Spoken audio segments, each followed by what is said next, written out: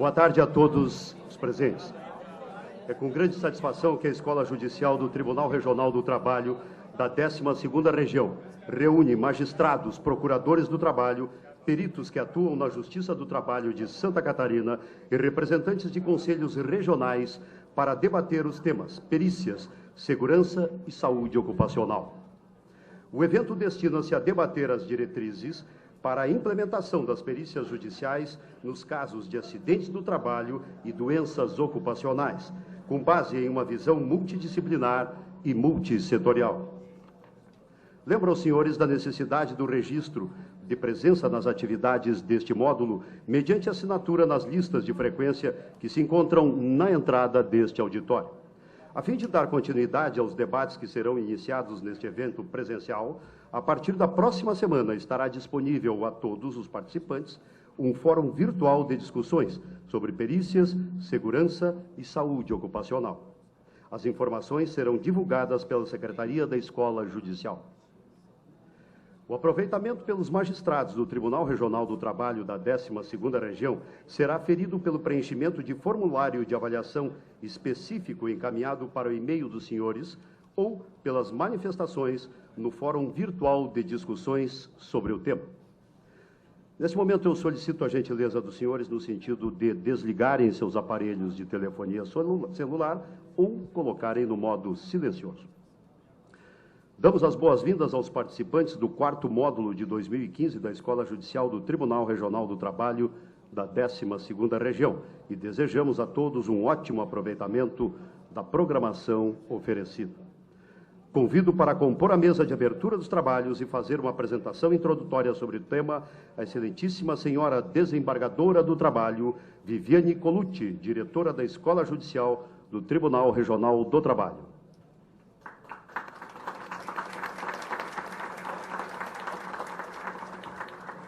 Convido também para compor a mesa o excelentíssimo senhor desembargador do Trabalho, Amarildo Carlos de Lima, gestor regional do programa Trabalho Seguro.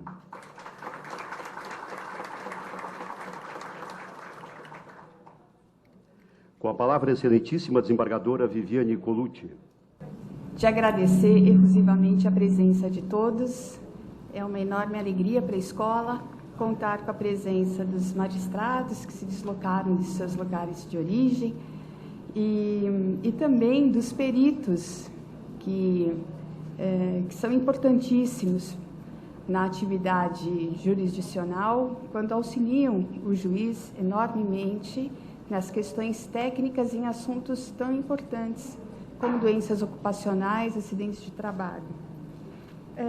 Eu gostaria apenas de contextualizar a realização deste módulo em face das iniciativas institucionais mais amplas da Justiça do Trabalho, e eu cito então o programa Trabalho Seguro, destacando a criação, através desse programa, das diretrizes e enunciados sobre perícias no ano de 2014, e também as ações da ENAMAT, que se referem à realização de cursos sobre o tema.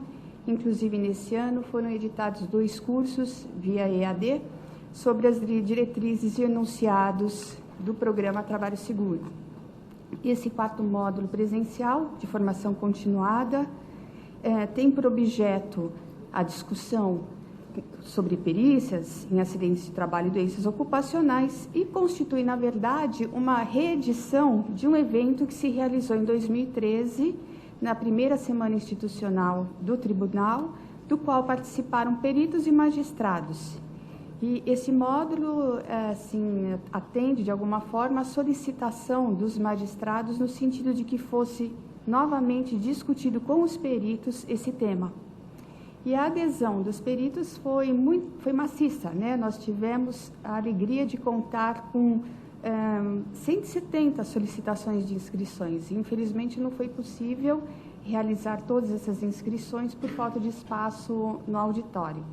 Mas é um privilégio contar também com a presença de todos e especialmente com a presença dos palestrantes, Nós teremos, nesse primeiro dia, para tratar do tema avaliação e organização do trabalho e incapacidade, o trabalho pericial nos acidentes do trabalho, na ótica do julgador, os painelistas Mônica Angelim Gomes de Lima, que é médica e doutora em saúde pública pela Universidade Federal da Bahia, e o juiz do trabalho do TRT da primeira região, juiz Paulo Rogério dos Santos. Amanhã trataremos da avaliação do nexo causal e concausal das perícias, teoria do ato inseguro e da falha segura. Teremos, então, a doutora Edna Maria Niero, médica do trabalho, da Universidade Federal de Santa Catarina, e o doutor Rodolfo Andrade de Gouveia Vilela, que é engenheiro mecânico, doutor em saúde coletiva da Universidade Estadual de Campinas, da Unicamp. Bom, antes de tratar do tema, eu passo a palavra ao desembargador Amarildo Carlos de Lima para fazer sua saudação. Boa tarde a todos, a todas, sejam bem-vindos. Eu saúdo a colega Viviane Colucci, que eu não canso de dizer, vem desempenhando um grande papel frente à escola judicial.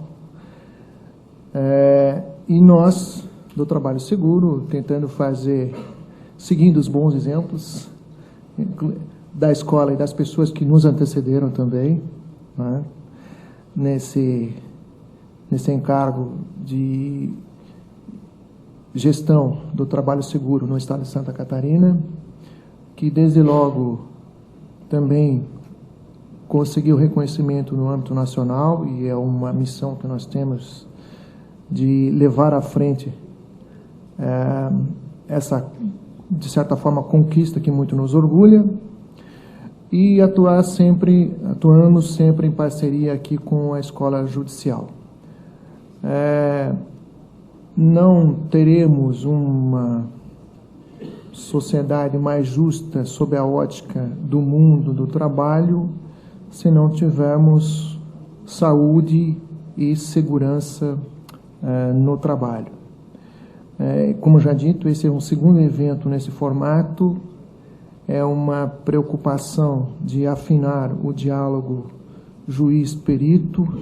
Não por isso, justamente por isso tivemos a preocupação de fazer uma referência aqui em trabalho pericial nos acidentes do trabalho na ótica do julgador, porque muitas vezes percebemos que fica difícil a comunicação. Esse não é uma preocupação nossa, é uma preocupação nacional. Ainda ontem, na Escola Nacional, no TST, dizíamos justamente isso. O mesmo termo técnico, o mesmo termo utilizado tem um sentido técnico no âmbito jurídico e um sentido diverso no âmbito médico, engenharia e segurança do trabalho. E isso, muitas vezes, nos leva a dizer a mesma coisa graficamente, pelo menos na grafia, mas com sentido totalmente diverso. Então, essa aproximação é que nos preocupa, e parabenizo mais uma vez a escola pelo evento e pela oportunidade de estarmos aqui hoje discutindo essas questões que nos afetam a todos. Então, eu dou boas-vindas a todos. São 2 dias que eu espero, e a expectativa é grande, realmente, de grande êxito e de muito trabalho, para, afinal, sairmos daqui todos enriquecidos. Então, sejam todos bem-vindos, e devolvo a palavra à colega Viviane. Obrigado.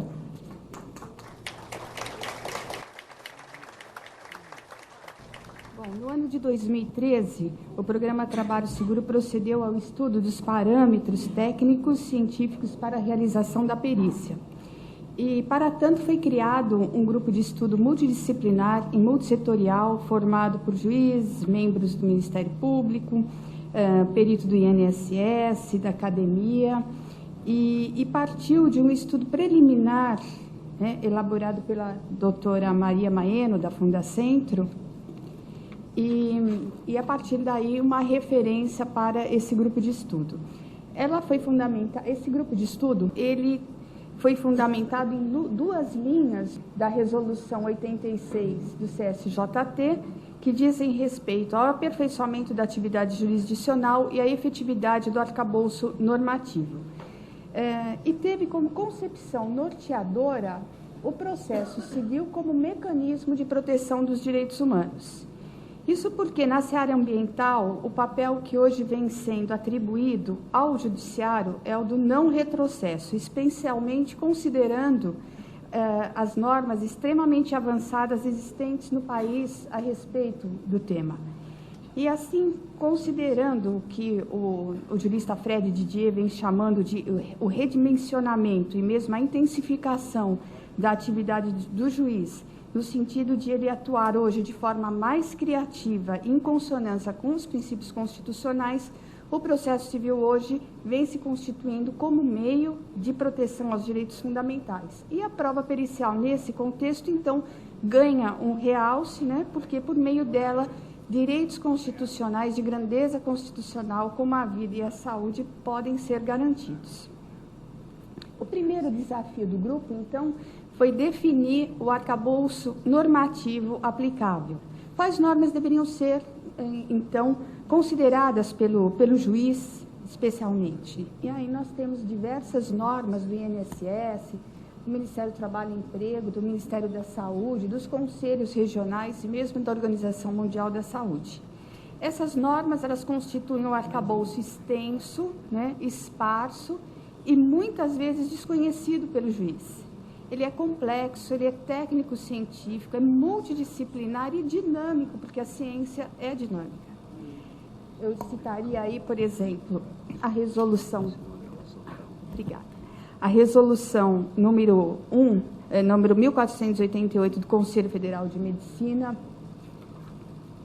a instrução normativa 98, protocolo 10 do INSS, o protocolo 10 de complexidade diferenciada do Ministério da Saúde, a NR 17, o manual de aplicação da NR 17, a instrução normativa 88/2010 do Ministério do Trabalho e Emprego, que trata dos acidentes de trabalho, e o guia de análise de acidente de trabalho do Ministério da Saúde, além da instrução normativa 31 do INSS, a enciclopédia da OIT, que é um riquíssimo arcabouço, e a CIF, né, que é a classificação internacional de funcionalidade, que constitui a metodologia adotada como modelo da OMS.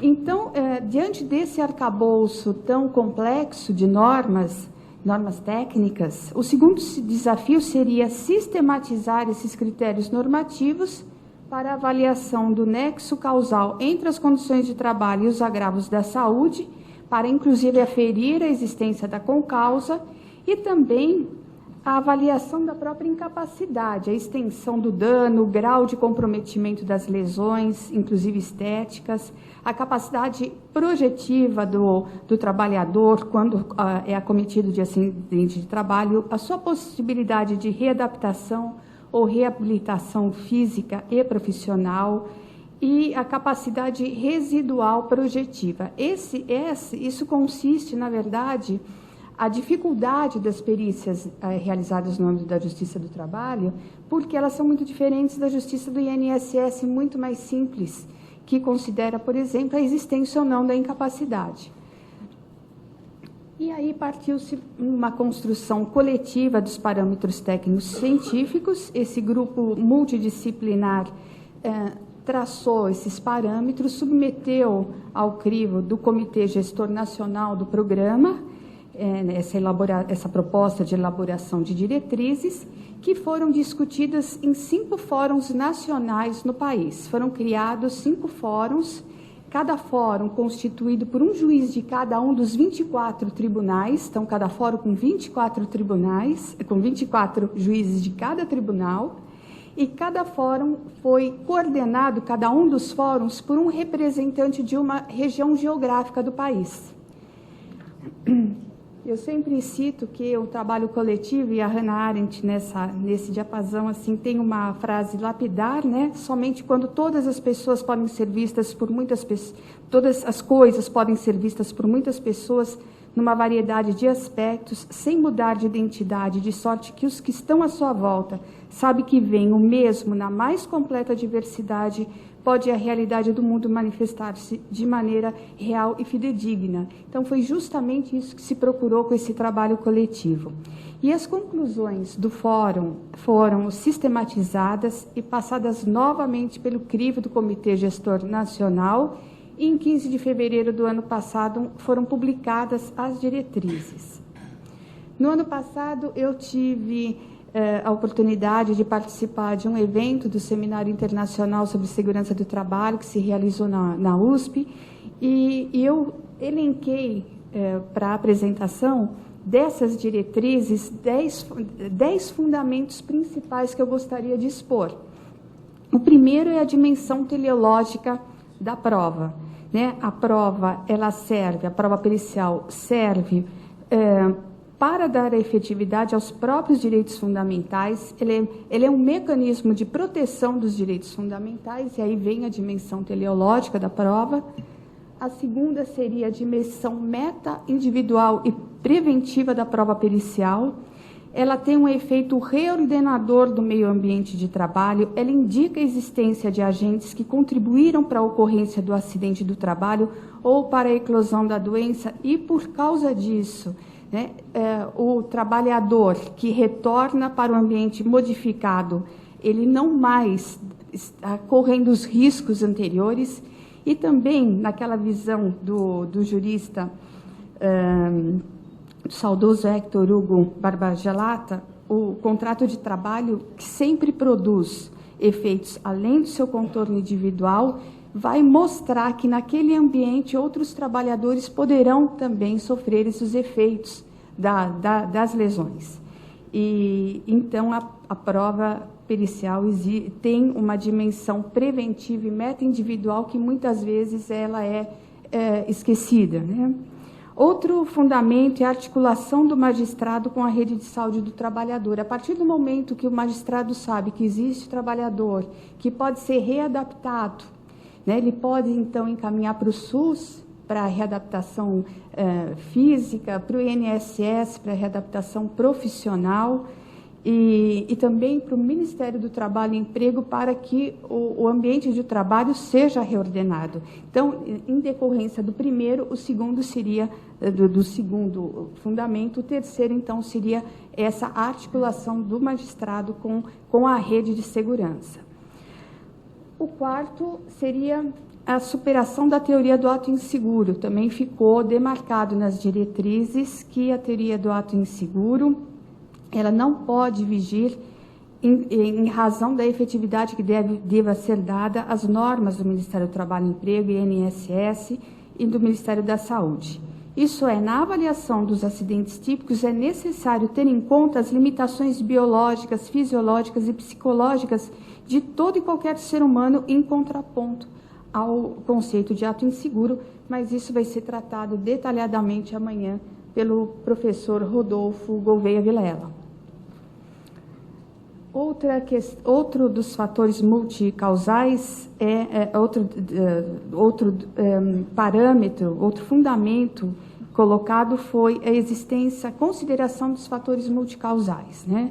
Então, a prova pericial hoje deve analisar detidamente todos os riscos que existem no meio ambiente de trabalho, a velocidade na realização das tarefas, os movimentos repetitivos, o contato com o frio, com a temperatura ou com temperaturas muito elevadas, a ausência de pausas, jornadas extraordinárias, o trabalho noturno, o trabalho em turnos de revezamento, a ausência de intervalos intrajornada, interjornada ou férias.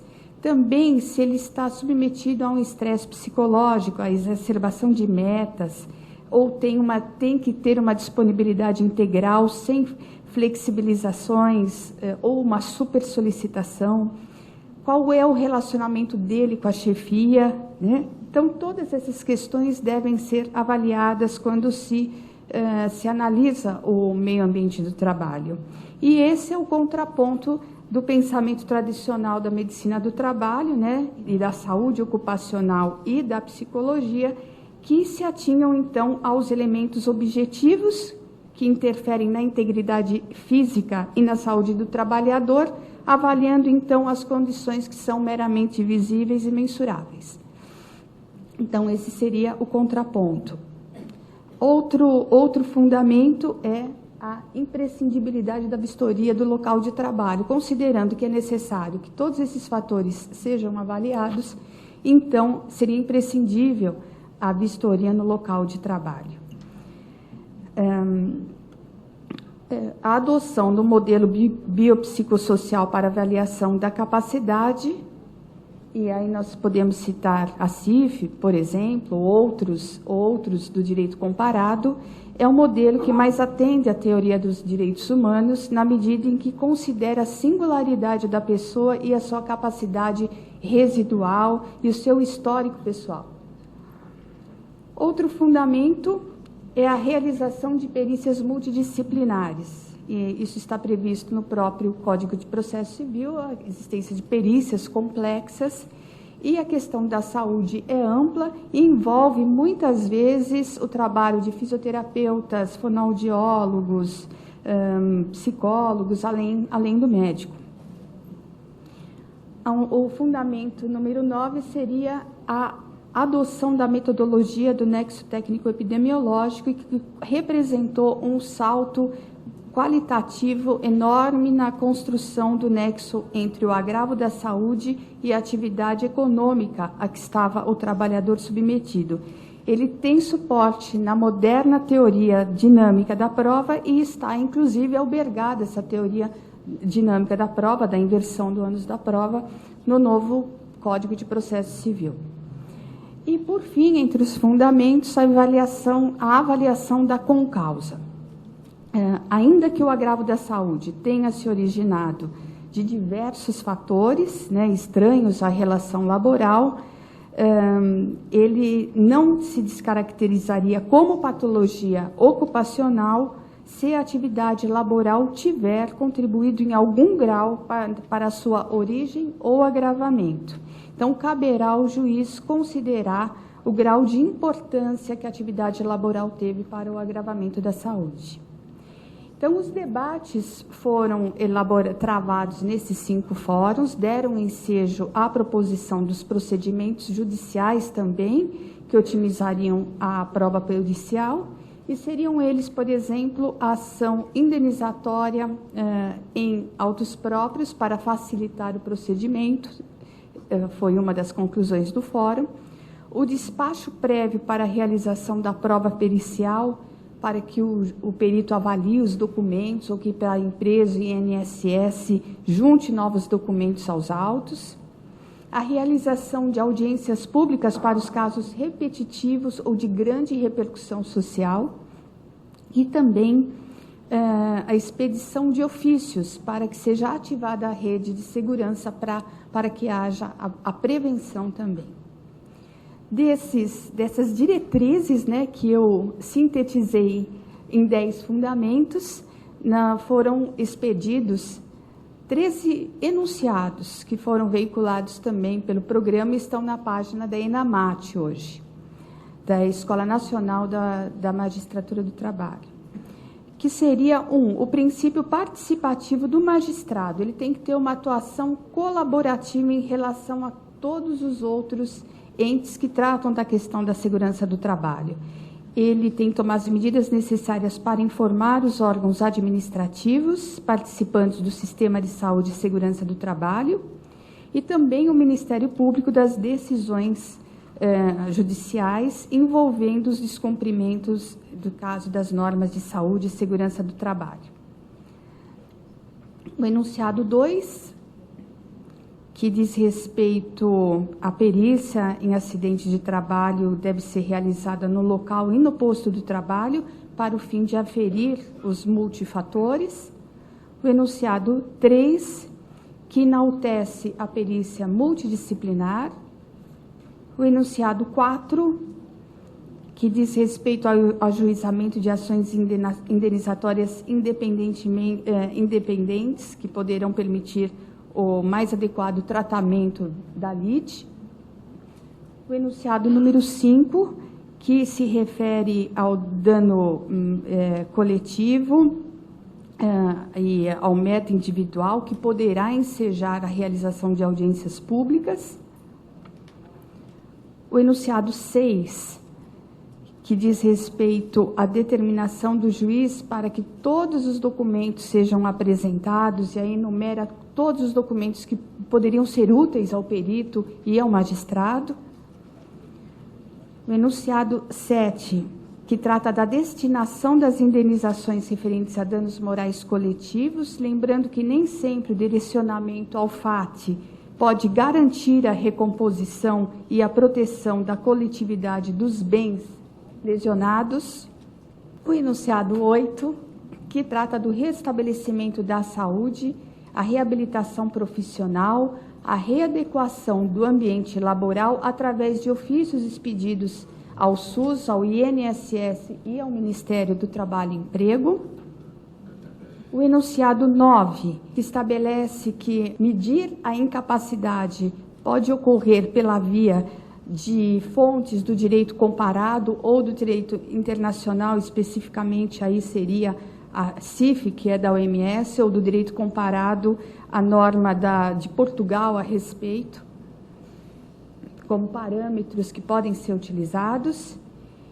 O enunciado 10, que trata da concausalidade, como já vimos, né, que é a identificação da enfermidade de natureza não ocupacional e ou degenerativa não deve limitar a investigação do perito na busca pela existência de outros fatores concomitantes de natureza ocupacional que possam ter contribuído. O enunciado número 11, que trata do ato inseguro e o reconhecimento da condição insegura do trabalho, que é o contraponto. O enunciado 12 trata do nexo técnico epidemiológico, a utilização dessa metodologia. Enfim, o 13, que se refere à perícia da saúde mental, enfatizando que nesses casos devem ser intensificadas as investigações acerca da família, da realidade do trabalho, da comunidade, num espectro muito mais amplo, inclusive sugerindo-se sempre ampliação do prazo para a realização deste tipo de perícia. Esses 13 enunciados condensam, enfim, todas as diretrizes que foram elaboradas por aquele grupo multidisciplinar e coletivo. Eu gostaria de dizer que esse foi um resultado de um trabalho conjunto que envolveu magistrados de todo o país, em que o juiz de Mossoró, né, no Rio Grande do Norte, pôde trocar impressões e ideias com, por exemplo, o juiz de Alegrete, do Rio Grande do Sul, né, e elas apresentam apenas um ponto de partida para as discussões que serão travadas a partir do dia de hoje. A ENAMAT, neste ano, já realizou 2 cursos, o segundo acho que está em andamento, sobre, tendo como foco as diretrizes do programa Trabalho Seguro, e certamente muito mais será acrescido e aperfeiçoado com os debates que se travarão a partir de hoje. Desde já, eu comunico que será disponibilizado, reiterando o que foi dito no começo, um fórum, né, será criado um fórum disponibilizado a todos para que peritos e magistrados possam discutir livremente as questões técnicas e jurídicas. Muito obrigada, então, e bom trabalho a todos.